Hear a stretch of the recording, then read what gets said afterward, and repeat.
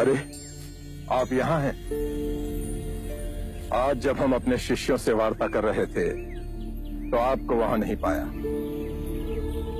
मैं वहां उपस्थित नहीं रहना चाहता। क्यों?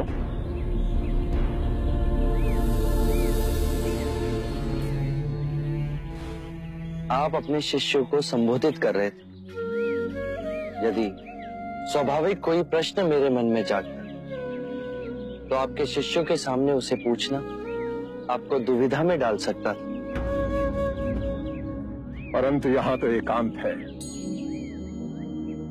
अब हम वार्ता कर सकते हैं। कृपा करें, आप दुख के संबंध में कुछ कह रहे थे।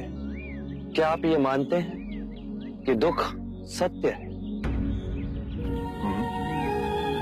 क्या आप ये भी मानते हैं कि दुख के कारण भी है? हाँ। यदि कारण है तो दुख तो रहेगा, और यदि कारण ही समाप्त हो जाए तो दुख भी लुप्त हो जाएगा। जैसे सूर्य के प्रकाश से अंधेरा। आप सुनी सुनाई बातें नहीं कहते, अपने गहन अनुभव के आधार पर कहते हैं। आप धर्म और सिद्धांत की नहीं, देखी हुई बातें कहते हैं। आपने कहा कि मुक्ति का मार्ग है अपने विवेक को जगाना और गूढ़ ध्यान में लिप्त हो जाना, जिससे मनुष्य स्वयं को और इस संसार को भली भांति समझ सकता है। परंतु एक प्रश्न है, ये जो सारी विधियां हैं, रीतियां हैं, पूजा पाठ हैं, क्या ये सब व्यर्थ है?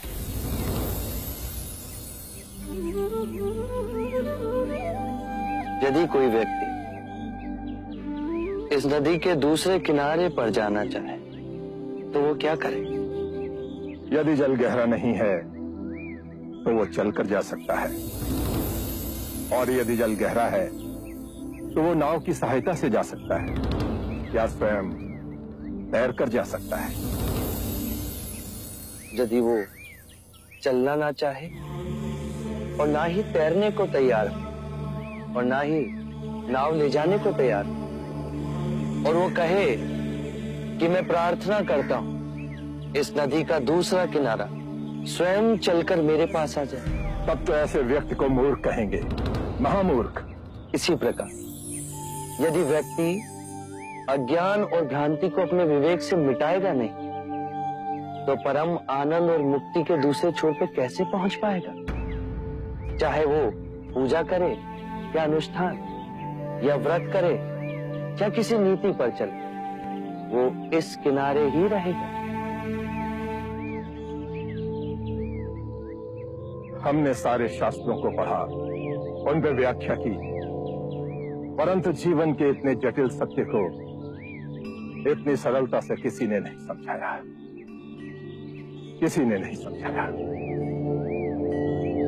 आप इस भटकती मानवता को परम ज्ञान का मार्ग दिखाएंगे।